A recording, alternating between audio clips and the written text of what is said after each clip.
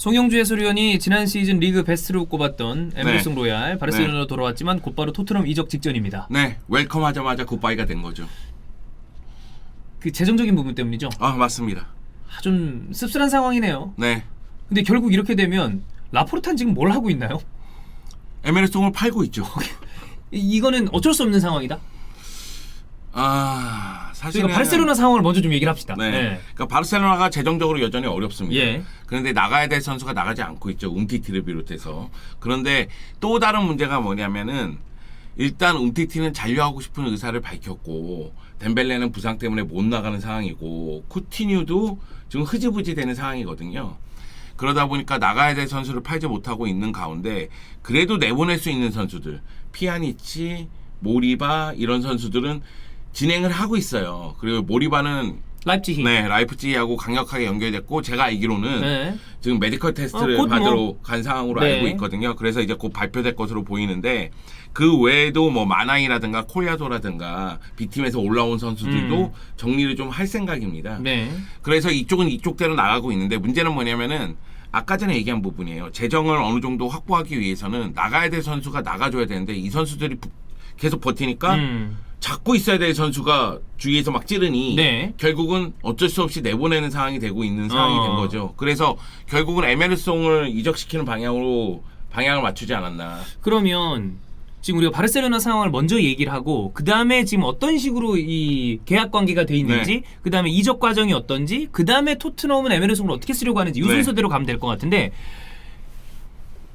쓰려고 했던 생각이 있었던 있죠. 거잖아요. 그래서 네. 데스트와 에메르송으로 가려고 했던 거 아닌가요? 이게 데스트와 에메르송으로 오른쪽 라인을 가고 예. 세레지 로베르토를 미드필더로. 네, 미드필더로 올리고 그리고 민게사는 센터백 또는 제3의 라이트백 그 가운데 왜 데스트하고 에메르송을 같이 쓰려고 했냐면 왼쪽 풀백 백업을 구하지 못했어요. 그래서 이제 어린 선수인 바이데 선수를 올려놓은 상태거든요. 바이데하고 재계약도 했고 그런데 경험이 부족하니까 17살밖에 되지 않으니까 네. 그러면은 데스트하고 에메르송은 좌우를 다 뛸 수가 있어요. 대표팀에서 뭐 데스트 같은 경우에는 미국 대표팀에서 왼쪽으로 나왔고 에메르송은 브라질 대표팀에서 왼쪽으로 나왔었거든요.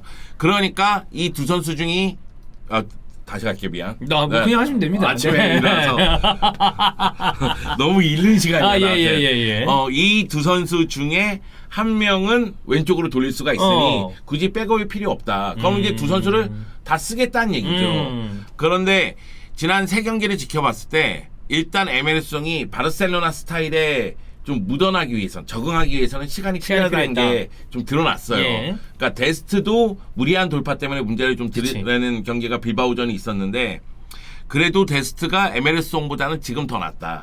왜냐하면은 바르셀로나 스타일을 알고 있기 때문에 이미 한번 경험했으니까 뛰고 있으니까. 근데 바르셀로나 입장에서는 에메르송에게 계속 제의가 오니까 결국은 에메르송을 파는 방향으로 간 이유가 재정적으로 어렵기 때문에 첫 번째 이유. 두 번째는 오른쪽에 백업 자원이 그래도 있다. 뭐 세르지 로베르토도 있고 네. 데스트 있고 그러면 민게사도 있고 여러 가지로 봤을 때 재정적으로 빠르게 매각할 수 있는 선수는 이 선수다라고 네. 판단을 한 거다. 이번 여름에 에메르송에 대한 제의가 굉장히 많이 왔대요. 첫 번째 제의가 아스날이에요. 가장 먼저 움직인 게 아스날이 그래도 움직임을 가져가려고 했으니까 다행이다. 1000만 유로쯤에 찔러봤대요. 그랬더니만 야 우리 900만에 데리고 왔는데 지금 지금 100만을 얹으려고 그런 거 아니야? 1000만이 말이 되냐 이런 거예요. 그리고 그래서 토트넘 쪽에서도 야 이거 오른쪽에 문제가 있구나. 탄강가 쓰고 있잖아요. 네. 그래서 재빠르게 이제 찔렀는데 오리에 스왈디 플러스 1500만 유로를 얘기를 했대요. 그런데 이제 바르셀로나 쪽에서는 현금 아니면 안 돼. 줘라. 야, 에메르송 관련한 얘기를 먼저 좀 드릴게요. 에메르송이 2019년 1월에 1200만 유로에 바르셀로나가 영입을 합니다. 예. 아틀레티코 미네이로에서 영입을 했는데 그때 에메르송이 수비 쪽에 문제가 좀 있었어요. 아직 어린 선수였고. 네. 근데 베티스도 에메르송에 관심이 있었단 말이에요. 그러니까 베티스가 바르셀로나하고 얘기해서 그러면 2021년까지 임대를 하고 우리가 에메르송에 대한 권리 50%를 갖는 대신에 600만 유로를 주겠다. 1200만 유로에 니네가 샀으니 600만 유로 주고 절반. 2021년 여름까지 우리가 활용을 하고 그 다음에 다시 얘기를 하자. 근데 그 다음에 다시 얘기할 때 어떤 식이냐면 만약의 경우 우리가 에메르송이 만족해가지고 완전 영입을 할 경우에는 나머지 600만 유로를 다 주겠다. 2021년 2021년 여름에. 그래서 완전 영입을 하겠다. 그리고 바르셀로나 입장에서는 만약에 에메르송이 엄청 잘한다. 그래. 그러면은 600만 플러스 알파에 데려올 수 있는 그렇지. 조항. 그래서 900만 유로에 데리고 온 거예요. 그렇게 계약을 해놓은 거죠. 네. 근데 이제 이것도 바르셀로나 입장에서는 나름대로 잘한 이유 중에 하나가 합리적으로 선택을 한 거니까. 합리적으로 선택을 했고 또 하나는 에메르송의 가치가 지금 데리고 오는데 900만 유로잖아요. 예. 그러면 바르셀로나 입장에서는 총 통틀어서 1,500만 유로에 산 거예요. 600만에다가 900만. 네. 그렇죠. 600만은 미리 낸 냈고 거니까. 그다음에 6만 플러스 300만 알파 네. 해가지고 데려온 거니까 총 1,500만. 네. 근데 그때하고 지금하고 좀 차이가 있잖아요. 처음에 2019년 1월에 데리고 왔을 때하고 2021년에 여름에 데리고 온 거는 에메르송의 기량이 완전히 차이가 있거든요. 그렇지. 그러니까 이거는 나름대로 계약을 잘한 거예요. 그 가운데 베티스 입장에서도 야 우리가 열심히 키워놨더니 그치. 300만 더 주고 데리고 가? 이렇게 할 수 있으니 만약의 경우 에메르송을 다른 팀에 판매했을 때는 수익의 20% 정도는 우리가 가져간다. 세론이 붙어 있구나. 그거를 넣어놓은 거예요. 네. 그러니까 바르셀로나 입장에서는 토트넘에 팔 때 되도록이면 현금을 많이 받아야 되겠죠. 그렇지. 뭐 수압 이런 게 아니라 네. 최대한 현금을 많이 받아서 세론 띄주고 본인들이 실제로 갖는 수익을 생각을 하면 현금을 최대한 늘려야 되니까. 늘려야 되는 거죠. 거기다가 막 오리에 막 오면 막 그거는 안 되죠. 지금 이쪽에서 미쳐 죽겠는데 그래. 오리를 여기다 던진다는 거. 일단 현금 이거 이쪽 토트넘도 빨리 오리의 매각을 시키기 위해서 여러 가지를 하는 것 같은데 어쨌든 에메르송 토트넘 바르셀로나 딜은 현금으로 그래야 네. 바르셀로나 입장에서는 최대한 금전적인 혜택을 받으니까. 그러니까 내가 생각하기에는 만약의 경우 오리에를 끼는 영입을 했으면 바르셀로나가 에메르송 플러스 움티티 해가지고 3천만 유로 정도를 받으면 그런데다 거기를 껴서 아니 그쪽도 오리에 끼우는데 뭐 움티티 얹었다고 뭐 움티티 우리 모르겠다. 뭐 어쨌거나 미안합니다. 예. 생각하니까 양심이 없었네요. 어쨌든 처음에는 바르셀로나가 그거 뭐 거절했고 그 다음에 지금 얘기 나오고 있는 거는 3천만 유로죠. 3천만 유로. 그러면은 한 2,700만 유로 정도 아닌가? 한 2,600만 유로 정도를 우리가 갖고 그러니까 세론에서 띄워주고 뭐 만약에 이런 식이 되는 거죠. 20%라 그러면은 600만 유로니까 그만큼 주고 2,400만을 가질 수 있잖아요. 그럼 실제로 투입된 게 1,500만이었으니까 어쨌든 수익을 좀 남길 수 있는 건데. 그래가지고 일단 바르셀로나 입장에서는 중요한 게 지금 처음에는 메시가 나가지 않는다고 생각하고 그치? 아구에로가 부상이 아니었을 때 생각했을 때는 쿠만 감독이 박투박 미드필더하고 왼발 센터백을 원했어요. 왜냐면 그 전에 영입이 재빠르게 이루어졌기 때문에 야 여기 두 가지만 영입하면 우리 이번에 일낼 수 있다. 그치? 이런 자신감이 있었던 것 같아요. 네. 근데 상황이 완전히 바뀌었잖아요. 그래서 에메르송을 내보내고 뭐 모리바를 내보내고 이게 거의 확정됐으니까 네. 그런 가운데서 돈이 생기면 공격수 영입에 좀 투자를 하고 싶다. 그래서 지금 공격수 마지막까지 좀 노린다라는 얘기도 있더라고요. 네, 그럴 수밖에 없는 게 안수파티가 부상해서 돌아와요. 근데 안수파티가 돌아온다고 해서 100% 컨디션을 언제 발휘할지 모르고 아구에로가 지금 지난 시즌까지 생각하면 부상이 너무 많고 그치. 덴벨레 같은 경우에는 몹쓸 놈이고 그 점을 봤을 때는 공격수가 좀 필요하지 않겠느냐 그런 생각이 들어서 쿠만은 바르셀로나 측에 우리가 이제 이적 시장 마감이 얼마 다가오지 않았으니 그때까지 영입을 할 수 있느냐를 요청을 했대요. 그러니까 영입을 한다면 공격수였으면 좋겠다는 얘기를 분명히 했고 그 가운데에서 바르셀로나는 어떻게 해서든 돈을 끌어 모아야지만 영입할 수 있기 때문에 에메르송을 또 내보내는 상황이 됐고 하물며 스페인 언론에서는 여러 가지 얘기가 나오는데 바르셀로나가 에메르송 내보내면 그 자리에 뭐 베일린을 데리고 온다 뭐 이런 얘기도 있는데 벨레린 지금 베티스랑 링크가 있어요. 그 얘기 있고 또 한 가지는 그거예요. 굉장히 불쾌하시죠? 누가요? 그 벨레린 링크 나는 거. 아니 좋은가요? 불쾌하진 않은데. 바르셀로나 출신이에요. 알아요. 근데 불쾌하지 않는데 그런 거는 있어요. 뭐냐면은 지금 에메르송을 내보낸다고 했을 때 베일린을 데리고 온다는 건 차라리 베일린을 데리고 오느니 왼쪽 백업을 데리고 오지. 오른쪽 백업은 충분하다니까. 그렇지. 맞아. 그게 낫다. 그게 낫다는 오른쪽에 거지. 저기 민게사를 쓸 수도 있는 거니까 세르지오 로베르토도 있고 데스틴 있으니까 많으니까 왼쪽 백업이 낫겠네. 그러니까 왼쪽 백업을 차라리 데리고 오던가. 그래, 그게 맞지. 그런데 뭐 갑자기 베일린? 아니 오른쪽 백업을 데리고 온다? 이건 좀 웃긴 것 같아서. 저도 맞지 않는 것 같네요. 그리고 또 한 가지는 공격수 영입을 반드시 해야 된다는 생각을 갖고 있는 것도 저는 이해는 돼요. 오케이. 네. 그리고 미드필더 라인에 워낙에 어린 선수들이 많이 등장을 그치. 해서 그리고 세르지 로베르토가 박투박 움직임을 보여주면서 뭐 올 시즌 벌써 예, 2골 예, 넣었고 그런 측면에서는 괜찮으니까 근데 제가 생각하는 건 그런 게 있어요. 그러니까 뭐냐면은 바르셀로나 입장에서는 에메르송을 내려가면서 현금을 얻었다 할지라도 그 현금으로 원하는 공격수를 영입할 수 있을까? 쉽지 않지. 그러니까 이제 스페인 언론 쪽에서는 야 진상짓 펼치고 있다 바르셀로나가 아틀레티코에 야 그냥 주앙 펠스 빌려줘. 주앙 펠릭스 임대 그게 어느 정도 신빙성인지 모르겠지만 그 얘기가 있긴 있더만.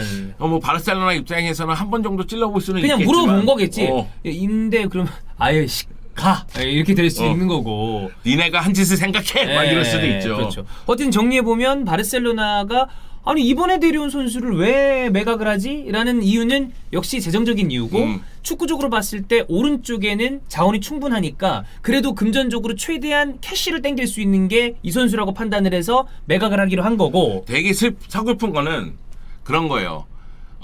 이번 여름에 데리고 왔는데 네. 이번 여름에 다시 내보내는 게 돈이 없어서라는 거. 그렇지. 그게 첫 번째 슬프잖아요. 에메르송은 예전에 아르투르처럼 나 안 나가고 그거야. 싶은데요. 나 두 여기 있고 싶은데. 번째는 나는 깜노에서 아직 보여준 게 없어. 나 이제 해야 되는데. 근데 본인은 막 이랬는데 미안하다. 예. 아니 에메르송 입장에서는 지난 리그 경기 처음으로 선발 출전했거든요. 그렇지. 바르셀로나에서. 나 이제부터 시작이야 이런 생각을 갖고 있을 텐데 야, 미안한데 좀 나가줬으면 그래 좋겠어. 이러면 좀 골 때리지. 그러니까 에메르송은 남고 싶은데 우리가 떠밀려서 내보낸다는 것 자체가 두 번째로 서글픈 얘기죠. 서글픈 얘기죠. 네. 토트넘 입장에서는 오른쪽에 오리에는 믿을 수 없는 자원, 자페탄 강가가 나쁜 자원이 아닙니다만 공격적으로 봤을 때 좀 아쉬운 게 있기 때문에 오른쪽 풀백을 찾았는데 에메르송이다. 네. 그렇게 해서 빠르게 다가갔고 뭐 아스날도 여기를 노렸다고 그러는데 금전적으로 안 맞았고 그래서 토트넘은 에메르송과 굉장히 가까워진 상황입니다. 네. 그리고 곧 아마도 오피셜이 뜰 것 같은데 네. 이러면 에메르송 로얄이라는 선수의 어떤 성향과 이런 걸로 봤을 때 토트넘과의 궁합이 어떤지 또 영정이 약간 얘기해 주면 좋을 것 같습니다. 저는 그 에메르송의 능력을 봤을 때에는 초반에 약간 버벅거리긴 하겠지만 그래도 토트넘에서는 성공할 가능성이 실패할 가능성보다는 높다. 그럼 베티스에서 바르셀로나로 와서 좋은 모습을 보여주지 못했었던 왼쪽 풀백이 있었죠. 피르포. 네, 주니오르 피르포. 네, 피르포보다는 훨씬 더 괜찮을 것이다. 네, 훨씬 더 괜찮을 것이다. 이게 왜 그러냐면은 일단 에메르송을 영입하려고 하는 게 오른쪽 측면에 수비만 생각하면은 영입할 필요는 없죠. 탄강가가 있으니까. 탄강가는 수비적으로는 괜찮아요. 그런데 이제 공격 지원에서 아쉬움이 그치. 있다 보니 네. 이제 오른쪽 라인에 에메르송을 영입해서 이제 레길런 에메르송 이렇게 만들려고 하는 거 아니겠어요? 그죠. 거기다가 사실은 토트넘은 오른쪽 라인의 공격력이 더 살아나야 돼요. 이게 왜 그러냐면은 결국은 해리케인이 안 나간다고 봤을 때 해리케인이 원톱 내지는 손흥민하고 투톱이잖아요. 그렇지. 근데 해리케인이 원톱 나오면 손흥민이 반대편에 있잖아요. 왼쪽.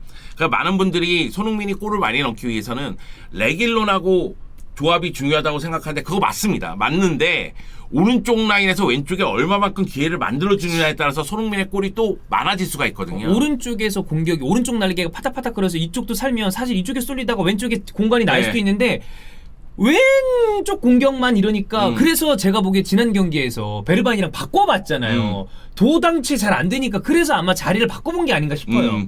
그런 측면에서 이제 에메르송 영입을 추진한 거고 우측 공격 강화. 네, 세르지오 오리에 같은 경우에는 이미 나갈 대상 그렇기 때문에 우리 팀에서는 활용 가치가 떨어져. 이게 그치. 공식적으로 인정이 된 상태고 네. 매토오티 같은 경우에는 아이. 백스리에서는 그래, 뭐 괜찮은데 백포에서는 안 된다는 네, 거예요. 네. 근데 에메르송이 굉장히 매력적인 카드로 보이는 이유는 얘가 백스리에서 더 공격적이야. 백스리에서도 괜찮은데. 근데 누누 감독이 백스리를 쓰는 경우가 있으니까. 있죠. 필요하면 아마 저는 쓸 거라고 봐요. 울버햄튼에서는 3백을 더 많이 썼으니까. 백포로 했다가 오히려 안 좋았죠. 뭐 지금 토트넘의 백포 4-3-3 형태는 잘하고 있습니다만. 네.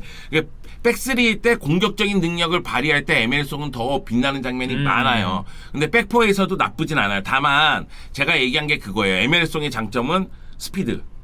그리고 러닝 크로스. 네, 이런 부분들이거든요. 그러면 사실 PL이랑 좀 잘 맞는데. 네, 잘 맞아요. 그런데 단점은 일단 발밑이 약간 투박하다. 그런데 브라질 출신이니까 또 언제 또 그래. 자신의 본능을 보여줄지 모르겠지만 제가 이렇게 얘기하는 건 바르셀로나에서 빌드업할 때 약간 버벅이는 게 있었어요. 그러니까 주고 받으면서 공간으로 움직여야 되는데 주고 받을 때 위치 선정에서 약간 아쉬움이 조금요, 있더라고요. 네. 이건 수비 위치 선정하고도 또 관련이 있어요. 그치. 근데 베티스에서 수비력이 급상승했기 때문에 수비력은 아마 PL에서 문제로 될지 모를지언정 점차적으로 더 좋아질 겁니다. 근데 제가 걱정하는 건 그거예요. 제가 걱정하는 건 첫 번째가 수비라인에서 패스를 돌리면서 앞으로 전진할 때 발밑이 약하기 때문에 전진 압박의 강도가 프리미어 리그가 조금 더 강하다는 점을 고려하면 여기서 이제 실수를 범할 가능성이 있다. 이게 첫 번째 걱정이고 두 번째는 MLS송의 장점이 제가 스피드라고 속도. 얘기했잖아요. 근데 그 속도를 제어할 수 있는 수비수라든가 미드필더들이 프리미어 리그에는 그치. 존재를 하니까. PL에는 또 뭐 속도가 장점인 선수들이 워낙 많으니까 네. 그러면 이 장점이 아니게 될 수도 있다. 네. 그냥 상쇄가 되는 수도 있으니까. 네. 근데 그 속도를 제외하고 MLS송으로 봤을 때 과연 메리트가 있나? 메리트가 있나 이런 점으로 본다면은 위험 요소는 분명히 있다는 거죠. 근데 만약의 경우 에메르송이 진짜 베티스 시절만큼의 스피드 그리고 수비력 향상 이런 것들을 토트넘에서 보여준다면 그러면 지금 뭐 토트넘에 있는 누구 오른쪽 자원보다도 훨씬 나은 거죠. 그렇지. 그리고 저는 에메르송이 만약에 바르셀로나에서 한 시즌 정도 뛰면서 발밑 기술이 좀 더 높아지는 모습. 그러니까 뭐냐면 빌드업에 익숙해지는 거죠. 그동안 에메르송 같은 경우에는 공간 쪽으로 넘겨주면 달리는 거거든요. 그리고 달리면서 크로스 올려주고 네. 또는 여기서 연동해서 들어가고 이런 거거든요. 그런데 만약에 바르셀로나에서 한 시즌 정도 있으면서 툭툭툭툭 받으면서 가는 그렇지, 것까지 그렇지. 좀 향상이 됐으면 저는 3천만 유로 이상 받을 수 더 있다고 받았겠지. 생각해요. 그리고 그러면 물론 뭐 재정적인 상황 때문에 어쩔 수 없었을 수도 있겠지만 그 정도의 능력이 있는 선수라면 오히려 다른 선수를 팔지 않았겠어요? 네. 만약 그게 됐으면 데스트가 나가겠죠. 그렇지. 데스트를 팔았겠지. 네. 에메르송은 좋은 자원이니까. 그런 근데, 측면에서 네. 저는 에메르송은 성공 가능성이 더 높긴 한데 괜찮다. 위험 요소는 또 있다. 이게 어쩔 수 없어요. 그치 뭐. 네, 에메르송이 프리미어리그에서 뛴 적이 없으니까. 네, 이건 봐야 되는 거니까. 봐야 되는 거예요. 근데 어쨌든 토트넘의 방향성은 저는 괜찮아 보입니다. 어쨌든 여기 오른쪽 사이드백 보강이 필요했던 팀이고 네. 그러면서 왼쪽 공격까지 이게 보니까 뭐 눈높이기다라는 얘기가 있는데 바르셀로나는 금전적인 어떤 그 이득을 취해야 되니까 팔아야 되는 거고 거기랑 토트넘이랑 이해관계가 맞은 게 아닌가. 네. 이건 한번 또 기대를 해보죠. 네, 토트넘은 제가 생각하기에는 이번 여름 아주 잘 보내고 너무 있습니다. 잘 보내고 있어요. 파라티치가 일을 아주 잘해요. 네, 그리고 그런 느낌 들어 토트넘 약간 4달러 느낌. 협상을. 협상을. 나 우리 영입할 건데. 네. 야 오리해 줄게. 일단 막 생색 내고. 야 오리가 어디냐. 그런데 우리 안 되는데 그러니까 야 그래? 그러면 요 정도 줄게. 요 정도 줄게. 됐지. 그런 느낌. 알았어. 약간 이런 막 느낌. 해리케인 막 땡깡 부릴 때 4달러. 잔류 막 이런 안 느낌. 돼. 그래서 너무 잘하고 있는 것 이게 같아. 잘하고 있는 거죠. 네. 호구 바르셀로나를 정확하게 보고 있다. 이런 생각이 들었습니다. 네, 알겠습니다. 네. 네.